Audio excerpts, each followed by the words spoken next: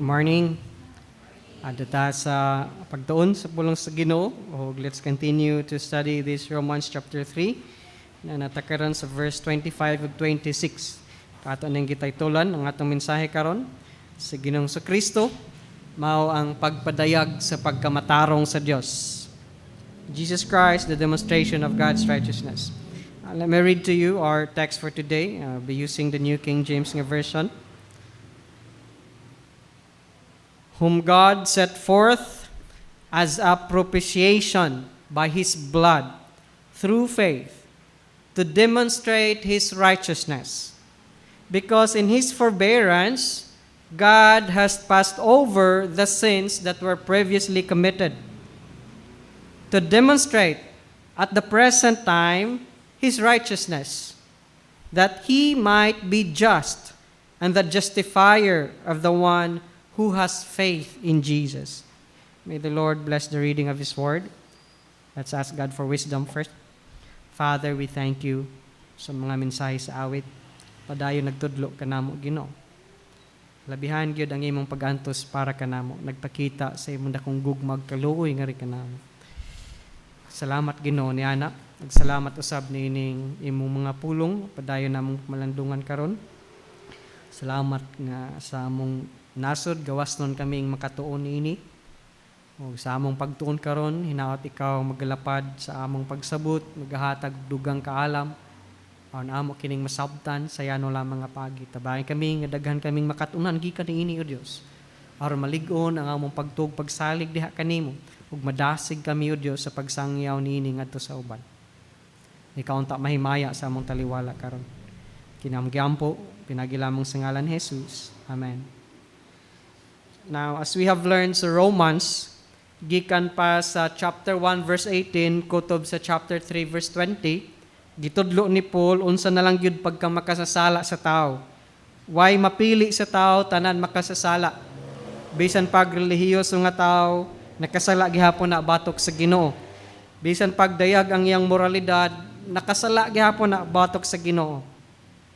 O gipakita ni Paul ni ana nga mga chapter ang hilabihan ka makasasala sa tao ug angay gyud silutan sa Dios. Ug beginning sa chapter 3 verse 21, karon naghisgot si Paul ni anang kaluwasan sa Dios. Now, giunsa sa Dios nga mapasiguli ug madugtong balik ang makasasala nga tao ngadto kaniya. Madugtong balik ngadto kaniya. O sa verse 25, mao ni ang pag-sum up niya sa verse 21 to 24. It's kind of a summary sa verse 21 to 24. Naingon siya sa verse 25 sa atong gibasa kaganina, whom God set forth. O kanang whom diha nag-refer na ni Jesus Christ. And it's a beautiful statement. Mao ni summary sa gingon ni Paul sa verse 21 to 24, the righteousness of God gipadayag na. Mao kini ang pagpadayag, verse 21, gipadayag sa Dios ang iyang pagkamatarong. Sa unsang paagi gipadayag sa Dios ang iyang pagkamatarong, verse 25, mao ning pagpadayag, set forth, kanang set forth diha abot pasabot, gi-publicly declare, kanang word nga set forth diha. Ang Dios nag-publicly declare sa iyang pagkamatarong. Sa unsang paagi, pinagi sa person, kana nga whom God set forth. O kinsa man ang whom. If you will backtrack verse 24, ang gihisgutan ni ana nga whom si Jesus Christ. Let's read verse 24. Sorry. 24. Being justified freely by His grace through the redemption that is in Christ Jesus. You see, Paul is talking about Christ Jesus. The redemption is in Christ Jesus. Ang pagpasiguli sa tao, balik sa Dios, pinagi ni Kristo. Makaplagan lamang diha ni Kristo. Og si Kristo, sumpahin natong verse 25, whom God set forth. Si Kristo, giset forth sa Dios. O kana nga set forth, but pasabot, publicly declare. Maoning verse 21, God revealed His righteousness. Sa unsang paagi, God set forth Christ. God publicly declared Christ. Mo na pag-declare sa Dios sa iyang pagkamatarong openly. Ang pagsangyaw o pag-declare sa Dios sa iyang mensahe nga ang kaluwasan pwede ninyo maangkon dili tinago nga mensahe. Gipadayag ka na sa Dios, gi-declare ka na sa Dios publicly ang kaluwasan. Sadto say ang kalibutan naglibog gihapon ug naningkamot gihapon nga maluwas. Daghan gihapong tao naghimog paagi para sila maluwas.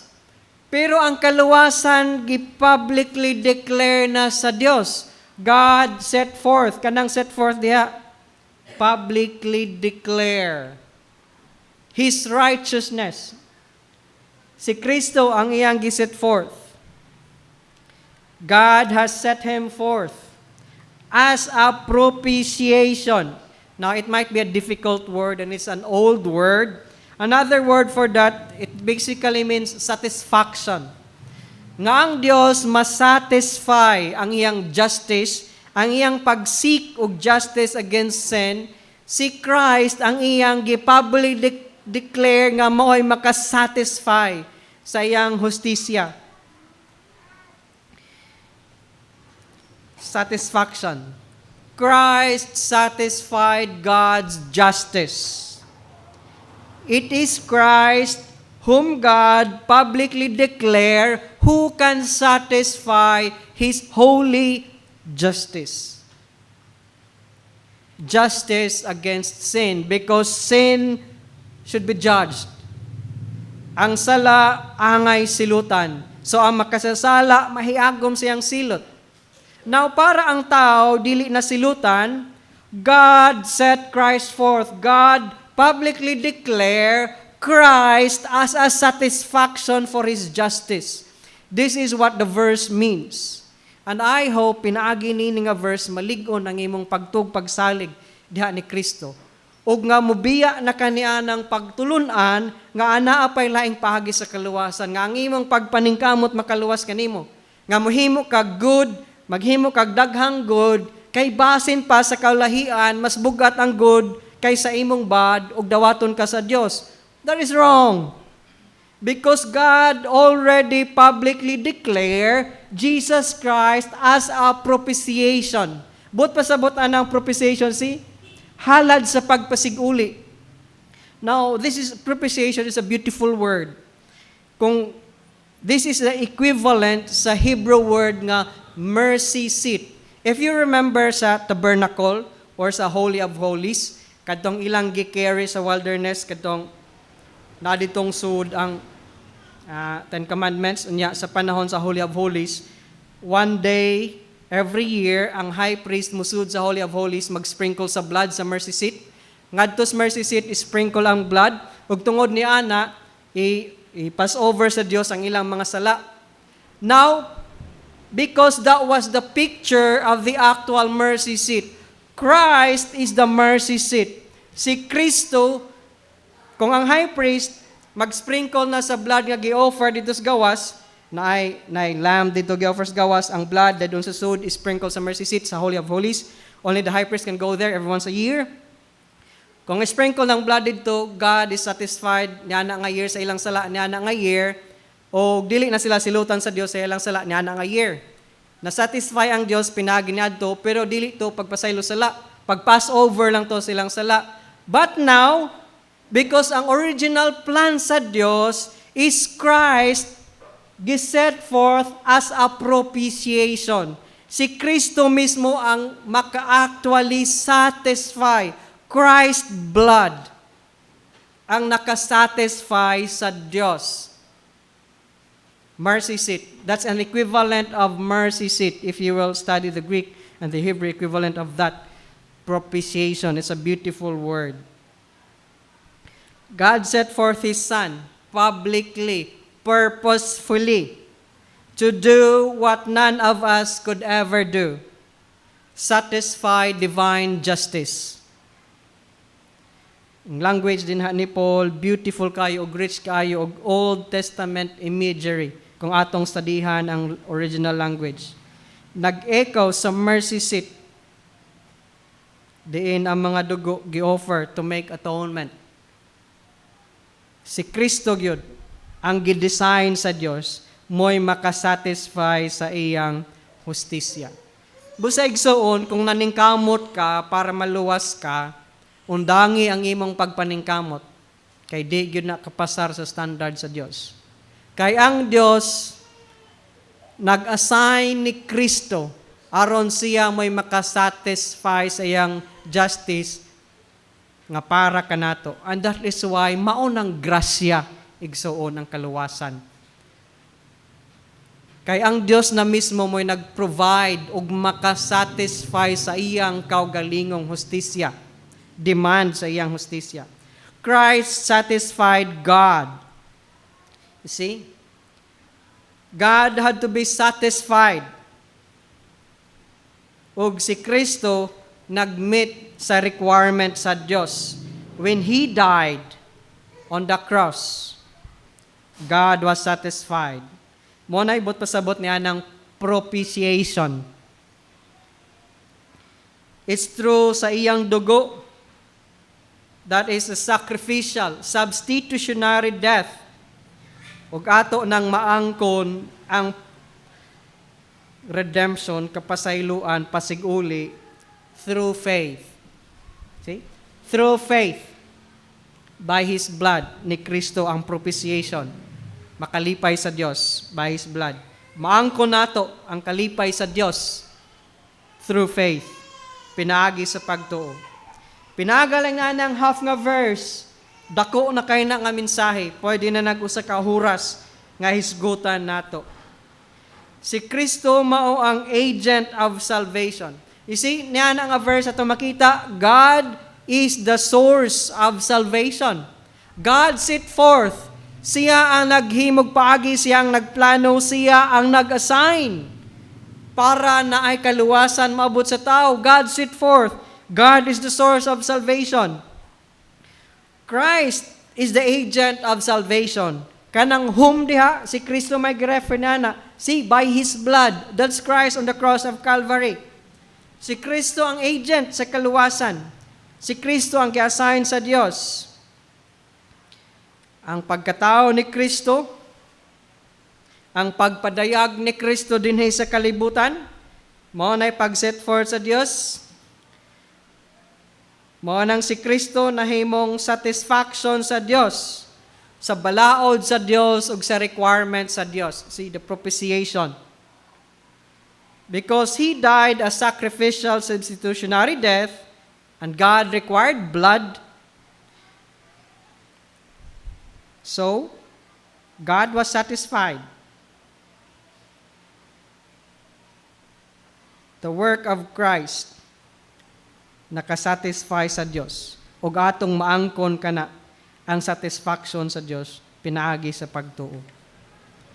Through the death of Jesus Christ on the cross, God is satisfied. And if you believe in Him, your sins are forgiven. See? Kung ikaw maningkamot, dili masatisfy ang Dios. Tungod kay ang requirement sa Dios sa iyang divine justice is death, perfect. Dili jud ka ka-offer niya na. Perfect, sinless. See, gishadow na sa Old Testament, tungod kay ang angay nilang i-offer, spotless lamb. Mangita gyud sila ilang i-offering nga animal nga dili piang, nga way mancha, limpyo, pinakatambok. Giingon ana pag picture sa Old Testament panahon nga mag-sacrifice pa sila mga animals, gisugo sa Dios nga pilion gyud ang pinaka-best mo i-offer. Because God's requirement is perfect. Dapat perfect because my justice is perfect. I require perfection, perfect offering. So how can we find a perfect offering? Kita di naman ta perfect, how can we offer ourselves? So kita mo'y angay silutan o kita mo'y mamatay. So walay katapusan. But God in His mercy set forth Christ, the perfect offering, sinless, spotless. And that is why Christ satisfied God. Kung kita mag-offer sa atong kaugalingon para sa atong kaluwasan, di gyud ka satisfy sa Dios. Only Christ can satisfy God. Ug mao nang kung mutuo ka ni Kristo, mapasaylo ka sa imong mga sala.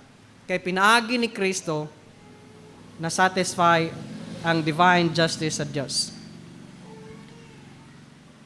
Now, ang pagka-propitiation ni Kristo lahi sa Old Testament nga offering sa ngadto sa mercy seat. You see? Bisan pag daghan og nilibo or tingali minilyon kadto nga mga animals nga ilang gipatay panahon sa Old Testament, God was never satisfied. Bisan pa sa kadaghan, bisan pag minilyon to ang ilang na-offer the entire Old Testament years, God was never satisfied. He was only satisfied ultimately with the sacrifice of Jesus Christ. Ang kadtong tanang mga sacrifices nila kaniadto wala makasatisfy sa Dios. Unsa ra may nahimo niadto? Nag-symbolize lang to, nag-picture lang to sa unsay ultimately makasatisfy sa Dios. Kadtong ilang sin offering, animal sacrifices in the Old Testament, gigamit lang to sa Dios pag-picture sa ultimately buhaton sa moabot o gisaad nga manluluwas.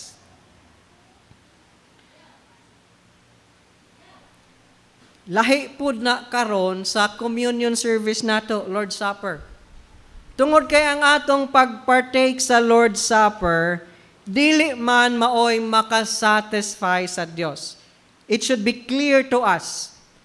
Sa panahon sa Old Testament, ang ilang pag-offer sa sin offering, animal sacrifices, wala ka satisfy sa Dios. Gigamit lang to sa Dios as a symbol, ultimately. Sa unsay makasatisfy nga mo si Christ. Ang pag-partake sa Lord's Supper, dili pud na mo'y makasatisfy sa divine justice. Maunang ang Lord's Supper, dili makahatag og kaluwasan nimo because they are just symbols. Do this in remembrance of me. Unsang nakasatisfy sa Dios? God set forth Christ as a propitiation. Christ Himself. His death, actual death on the cross, mao gyud to ang nakasatisfy sa Dios. Now we do the Lord's Supper to remember His actual death. Ang actual death maoy nakasatisfy sa Dios. Ang Lord's Supper dili na maoy equivalent nga makasatisfy sa Dios. We do that because we believe Christ, His death on the cross. Pero dili ang pagpartake sa Lord's Supper mo'y makaluwas nimo o makaiban sa imong sala. It should be clear to us. See, Christ set forth, publicly declare, purposely declare Christ as a propitiation. Sa unsang paagi, by His blood. So He should die. Mao nang si Kristo namatay. On this side of the cross, we have our symbols. Ang pan, symbol sa iyang lawas, nga giantos. Ang kupa, simbolo sa iyang dugo nga giula. On their side of the cross, sa Old Testament, naapod sila'y simbolo. Ang animals nga ilang gisacrifice ug ang dugo nga ilang gisimbol, they have their symbols. Pero kanang mga symbol, dili mao ang makasatisfy ug nakasatisfy sa Dios. Symbol lang na sila, symbols lang na sa lawas ug dugo ni Kristo nga mao gyoy ni nakasatisfy sa Amahan sa iyang hustisya. Ug ato nang maangkon again pinagis pagtuo. Through faith. Through faith. Now, the death of Christ then was primarily for God's sake. Primarily to glorify God. See? Ang kamatayon ni Kristo, primarily gyud pag-satisfy sa Amahan, sa Dios. Secondary na lang ang atong kaluwasan. Yes, naa ang purpose, appeal sa purpose para sa atong kaluwasan. But primarily, sa dili pa ang Dios muluwas nato, isatisfy una niya ang iyang kaugalingon. Sa di pa siya makahatag og pagpasaylo, isatisfy una niya ang iyang justice. Kay dili man siya mulabag sa iyang character. While He is loving and He will love you, He is also just. Hustisya og matarong ang pud siya. Dili gyud niya i-neglect o i-reject ang iyang nature. Di gyud siya mulabag sa iyang nature. So una, i-satisfy ang justice, and then, free na siya muhatag sa iyang love. Even ang pag-satisfy sa justice niya is His love. Kay nga naman, siya man mismo ang naghatag sa satisfaction. See, kakuha mo sa gugma sa Ginoo, na siya requirement, na ay nakababag sa iyang requirement. So na may nakababag, na may need, naman siya gi-require, siya rapod ang ninghatag sa requirement para free na siya mga rinato. See? Siya ang naghimog paagi. Siya ang nag-initiate. Siya ang miyan hinato. Dili kita ang miadto niya. Salamat sa Ginoo sa iyang kaluwasan. Siya ang unang naghimong lakang. Dili kita ang naghimong lakang. Una, gisatisfy sa Amahan ang iyang justisya.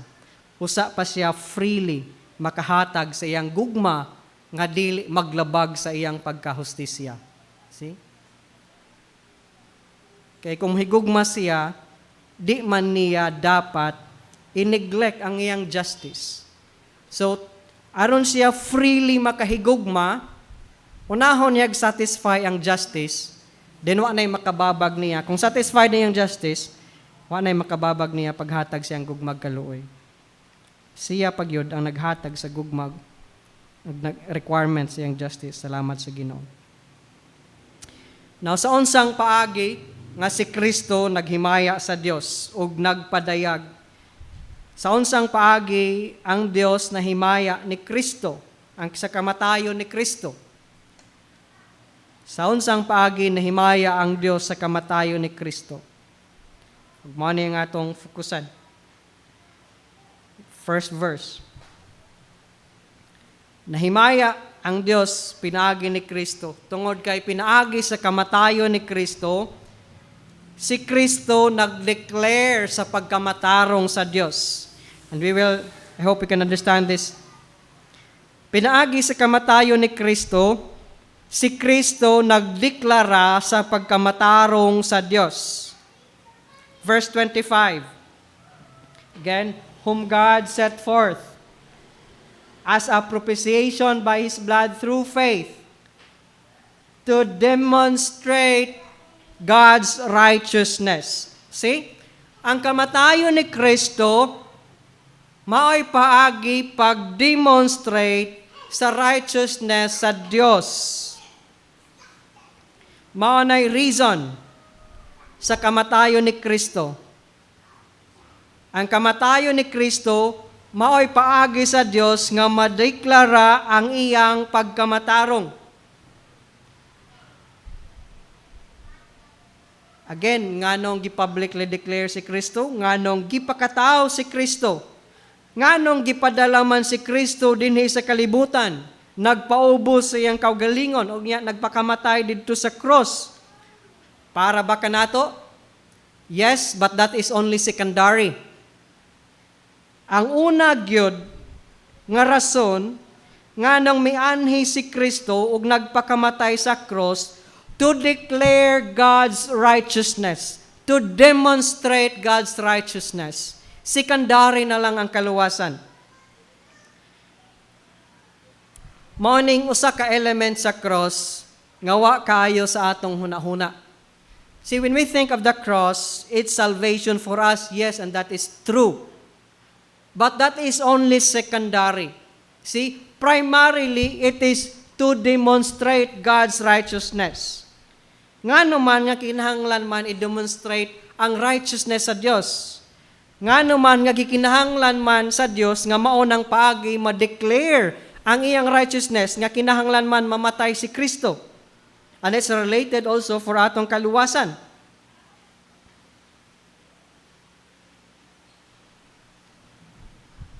You see?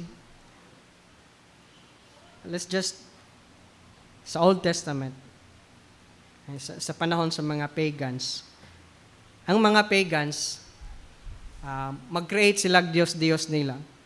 O naamoy history sa, example, Greek mythology baka or any myth. Ang mga gods nila, inconsistent. Na sila yung mga gods nga, one time, buutan, maayo, but the next time, gihimo po destruction. Naa sila yung mga gods nga mag-demand o maayo sa ilang mga subjects. But then, kana nga mga gods mismo, wala magkinabuhi sa ilang gidemand.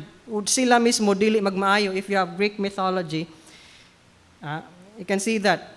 See, na yung mga Greek gods nga, laway ang ilang relasyon sa isag ka-gods. Ug mao na usual nga ma-come up nga mga gods sa tao. Inconsistent. O unpredictable. Usahay maayo, usahay dili, mahimong distraction sa kalibutan. O daghay higayon nga usahay pod ang tinuod nga Dios nga ma-accuse. Ngano man,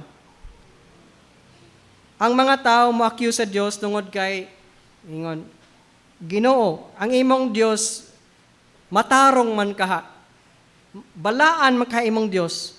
Nganong ikaw or iyang mga katawhan permi man makasala, wa man mga matay dayon. And that is the accusation. Daghang mga tao even today, even panahon pa sa Old Testament o gigamit ni sa ubang mga pagans o unbelievers, you said your God is righteous and holy. Nganong makasala ka, di man ka mamatay dayon. Dili day righteous ang inyong Diyos. Dili balaan, dili matarong. Kay naa may injustice sa kalibutan. How can He be righteous kung ang sinners and suffering kalat ug daghan ining kalibutana? So dili siya matarong, wa man siya maghimog maayo. You see? That's an accusation even today sa atong Dios. Ug mao nang gikinahanglan sa Dios nga i-declare nga siya matarong, that sin should be punished. O ang iyang paagi, si Kristo. To demonstrate that He is righteous, hukman ang sala. Nya kay di man gusto sa Dios nga ang tanang tao mapuo, kay mahigugmaon ug maluluyon man siya, God set forth Christ, His Son, as a propitiation. You see? Daghay tao nag-accuse sa Dios nga unrighteous. Tungod kay daghang mga dautan niining kalibutana, daghang nang disobey nya wa man mamatay dayon. Although naigihimo ang Dios nga diha dayon, pero dili man tanan. Gigamit po to sa Dios as an example to us nga naagyoy paghukom.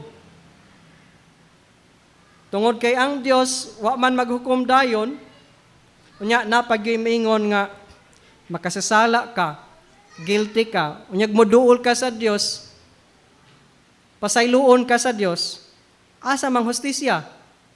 You see? Example lang, kung naka sa courtroom, nakasala ka, nakapatay ka, ningingon ka, judge, guilty ko. Huwag ningingon ang judge, because I love you, you're free. You can go. See? Ang kadtong witness ug ang kadtong nagreklamo unsa maingon? Nganong gilit go man, guilty ning angko guilty. Gipalit go man. Tungod lang gugma unsa man ang judge? Justice ba ng judge? That is why God has to demonstrate His righteousness.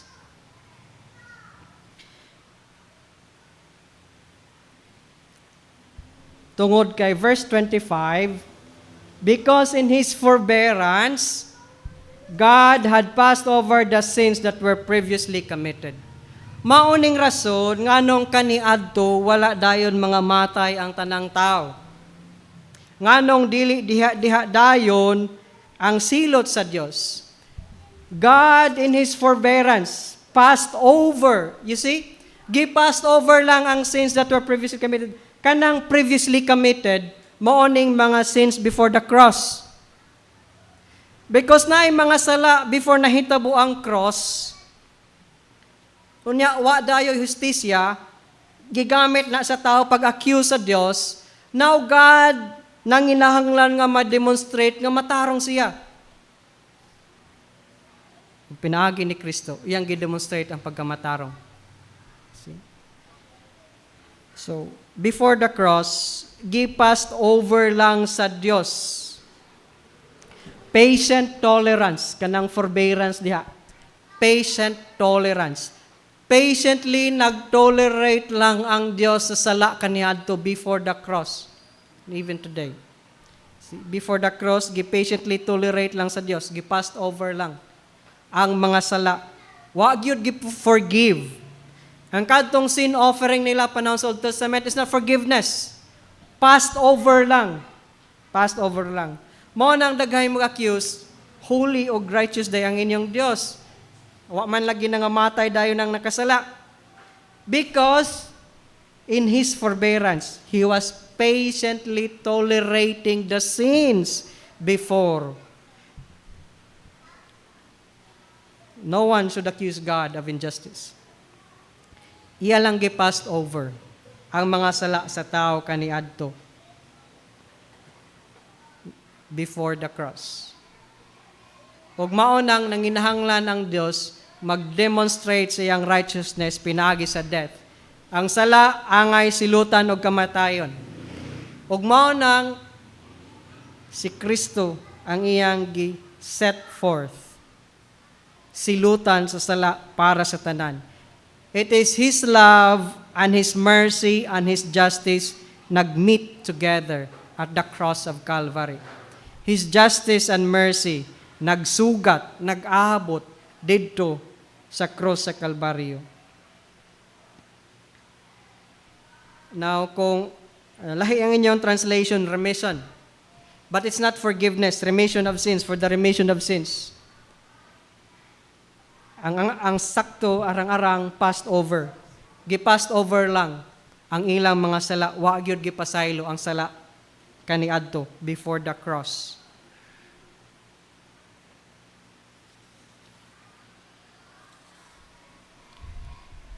Magid na behind that. Sa tanang sinful history sa tao, gikan pas pagkahagbong ni Adan ug ni Eva, ang Dios nag-pass over lang, sort of overlook things.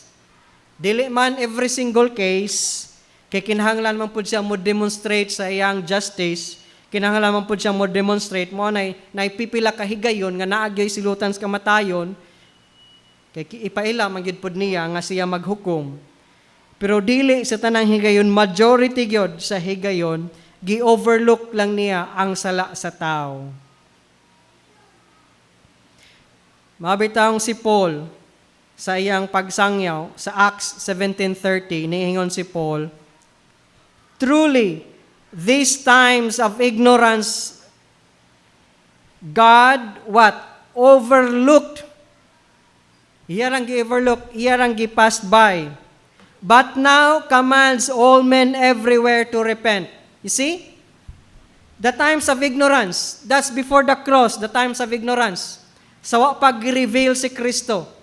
Santang promised pa lang ang manluluwas, wa pa siya gipadayag. Mao nay times of ignorance. Ang Diyos, nag-overlook lang sa mga sala. Now, on this side of the cross, but now, commands all men to repent. Karon nagmando na ang Diyos, pag hinungsol mo, kay humana naman, nagpakamatay si Kristo. It's now a command to repent. Tungod kay humana nagpakamatay si Kristo, publicly declare na ang makasatisfy sa justice sa Diyos. See? Ang cross mo'y public declaration sa makasatisfy sa hustisya sa Diyos. Mo nang human sa cross, nagmando na ang Diyos, tanan magrepent na, bisag asa pa mo sa kalibutan. Kay human na nagpakamatay. Verse 31, sumpay ani. Because He has appointed a day on which He will judge the world. Nag-appoint ang Diyos, maabot ang adlaw, nga hukman ang kalibutan, diha sa pagkamatarong. Pinaagi sa unsa man sa tao nga iyang giordain. Kinsa man ang giordain, gi-describe pa dire. Gisiguro gyud na, gihatagag assurance nga mahitabo ka na kay iya mang gibanhaw kining tawhana gikan sa mga minatay. So, you see, referring to Christ, sigurado mahitabo ang paghukom sa tanang naas kalibutan tungod kay giordain man niya si Kristo nga mo'y maghukom. Ug mahitabo gyud na ug masiguro gyud ang paghukom sa tibok kalibutan tungod kay ang iyang giordain iya mang gibanhaw gikan sa mga patay. Igsoon, nay moabot nga paghukom. Sigurado gyud na kay gibanhaw sa Dios si Kristo. Kay kining gibanhaw sa Dios mao may pagpadayag sa Dios samtang siya namatay, publicly declare. Mao ning pagkamatarong sa Dios. Ikaw pod makaangkon nining pagkamatarong sa Dios kung ikaw motuo kaniya. Ang kaluwasan igsoon ang pagkamatarong sa Dios dili tinago nga butang. Dili pararas nakahibalo. Gipadayag sa Dios purposefully and publicly. Mao nang set forth, God set forth. Dili lisod pangitaon ng kaluwasan. Gidayag sa Dios nga klaro ug publiko. Nagpakamatay si Kristo. Nang angay magrepent ang tanan. So how can God be holy and pass by sin? While yes, God is loving, God is merciful and gracious, ug gusto gyud mo forgive nato, gusto gyud siya mahimot ang matarong atubangan niya, pero dili man gyud niya ilabag ang iyang justice. Di man gyud niya i-overrule ang iyang justice. So unsaon man sa Dios na ma-forgive ang sin, man ang verse 26, to demonstrate His righteousness, again, gibalik-balik diha, para ma-demonstrate ang iyang pagkamatarong, para ma-declare, mapadayag nga siya matarong, si Kristo, iyang gihatag. Kristo, gikan rapod niya, iyang gihatag, maoy iyang gisilutan, mo'y ning angkon sa silot sa hustisya. Now, panahon sa Old Testament, kung atong tanawon ng Old Testament, it seems like unbalanced ang Dios. Tungod kay giset aside ra ang mga sala, murag wa lang ang hustisya. Daghan mang higayon, although naay pipila, pero mas dagang higayon. Giset aside lang sa Dios ang hustisya.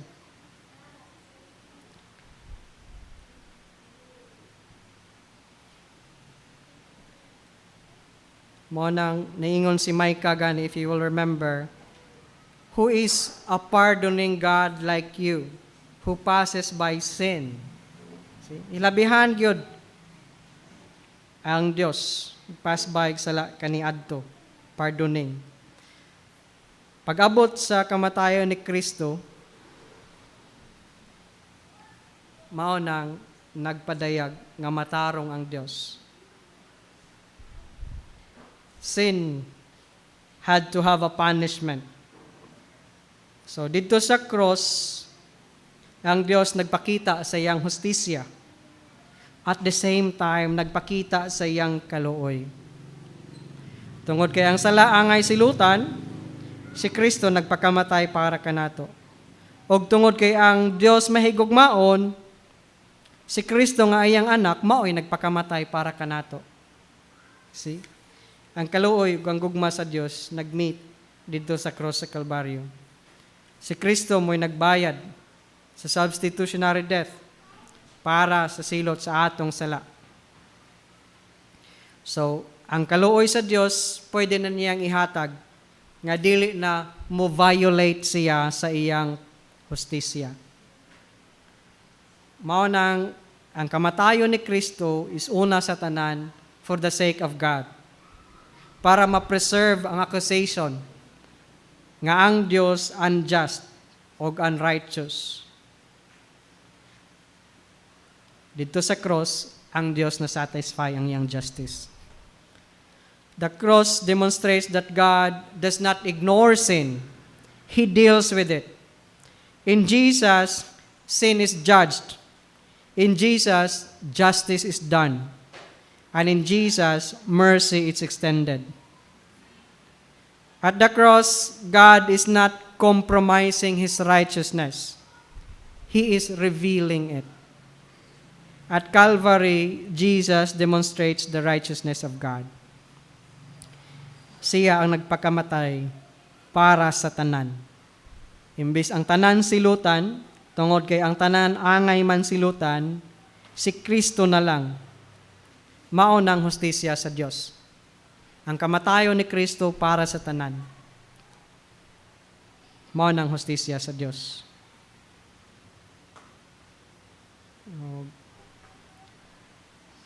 Sa unsang paagi na satisfy ang Dios, tungod kay ang Dios gusto man siya masimba, tungod ang Dios gusto man siya mahimaya, o angay gid siya simbahon og himayaon, tungod kay jealous God man siya.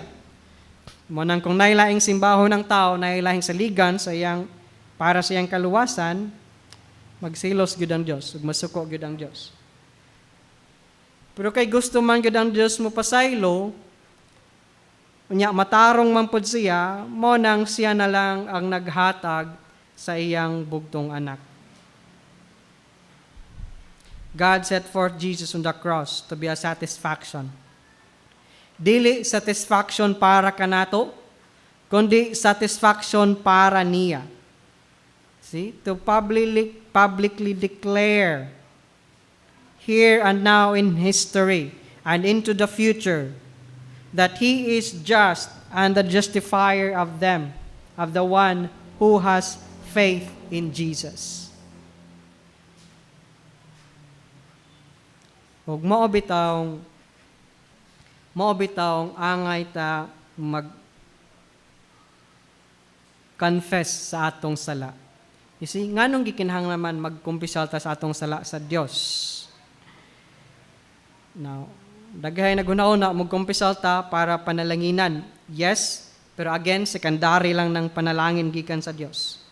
Ang reason nganong magkumpisal ta sa atong sala ngadto sa Dios, aron nga kung moabot ang panahon nga silutan ta sa Dios sa atong sala, dili ma-accuse ang Dios nga unjust ug unrighteous siya. You see, kung kita mo kumpisal, bot pasabot nag-ingon ta, Ginoo, deserve gyud nako silutan tungod kay nakasala ko. Imagine this. Ning bisita ka sa akong balay og naabtan ko nimo nga nagbunal sa akong anak kay nagdisiplina. Wa ka kasabot sa background. So, disiplina gyud nako maayo nga akong anak. Tingali ma-accuse ka, grabe na niya, gimaltratar man niya ang iyang anak. Pero kung ang akong anak mo anha nimo, kadto nabuhat ni Papa kay nakasaman ko, nagbuhat man kog di maayo, deserving ko ni ato. So kung makasabot ka ni ana, di na ka ma-accuse nako nga gimaltrato nako akong anak. That's the reason nganong mukumpisal ta sa Dios. Para di ma-accuse ang Dios sa panahon nga siya mo disiplina unrighteous. Sa panahon nga siya mo disiplina, o kita mo kumpisal, kita nag-ingon, Ginoo, deserving ko sa silot. Kay nakasala man ko, makasasala ko, nagbuhat ko di maayo, o angay silutan. Mao nang di siya ma-accuse, para di siya ma-accuse nga unrighteous, kay deserving. Mao nang gikinahanglan, nga mo confess ta sa atong sala. That's the reason, if you will remember, si Achan, na siya'y gibuhat nga di maayo, iyang nagtago siyag mga sugo sa Dios puuhon tanan, pero na siya gitaguan, gilubong niya siyang tent, o ningadto na sila balik og gubat. Ang ilang gigubat karon mas gamay pa hinuon sa ilang gigubat kaniadto. Ang ilang gigubat kaniadto dako og established nga city ning daog sila. Karon nakigubat sila gamay lang, kumbaga barangay lang, mas dagko pagay sila daghan, pero napildi sila. Ang rason, si Achan na gitaguan nga gidili sa Dios. So unsay silot sa Dios? patyon hasta tibok pamilya. Bisag mga bata nga way labot, ang amahan ray nakasala, apa patay. Ug sa wala pa sila gibato, nag-ingon si Joshua sa Joshua 7:19, confess your sin and give glory to God. Sa di pa ka hukman, batuon hantod mamatay imong pamilya, bisan pa imong mga anak apil, tungod sa imong sala, ningon si Joshua, confess your sin and give glory to God. Ngano man? So that the people around will know that you deserve death because you disobeyed God. So that no one around will accuse God, God, you're unrighteous. Nga nung gibuhat man animo? See? Mo nang mukumpisal ta. That's usa additional nga teaching padayag si Kristo sa iyang pagkamatarong. Pinagi sa kamatayon ni Kristo. Ug mao nang kung kita makasala, mukumpisal ta para mapadayag pod nato nga matarong ang Dios. Walay maka-accuse ang Dios dili matarong. See? Ang Dios gusto gyud og glory. Di siya gusto nga nay mo accuse niya, whether in justice and righteousness and holiness. He is the justifier. Kay siya man ang nagpakamatay. He makes men right with Him. Mo na ibot pasabot. Siya ang taghimo sa tao nga mahimong matarong atubangan niya. Verse 26. He might be just to declare at present time that He is just. Gideclare ni Kristo nga matarong ang Dios tungod kay nagpakamatay man siya.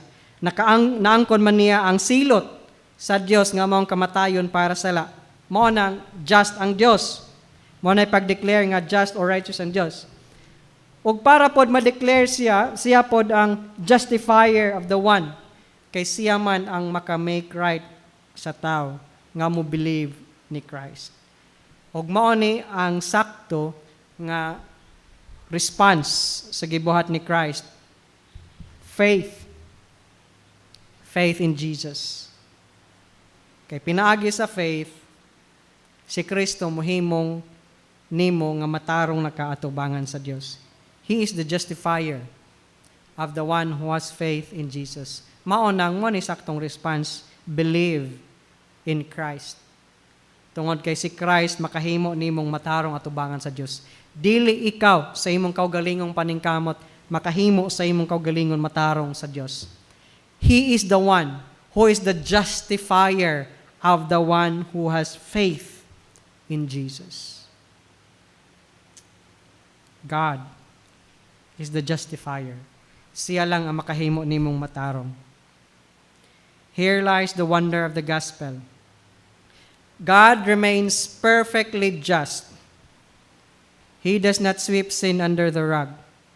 And yet in His grace, He justifies the sinner who trusts in Jesus. Only the gospel holds these two realities together without contradiction. God did it for Himself.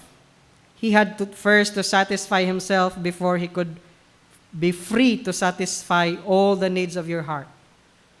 He stood in the way of His own saving work and had to be satisfied. And He loved us so much that He went to that length to satisfy His own nature, to be free to satisfy forever His redeemed people. So kung gusto ta mahimong matarong at tubangan sa Diyos, it will not be by merit or morality, but only through faith in Christ. He is our righteousness. He is our rescue. Let us pray. Father, we thank You. Ikaw gipadayag nimo.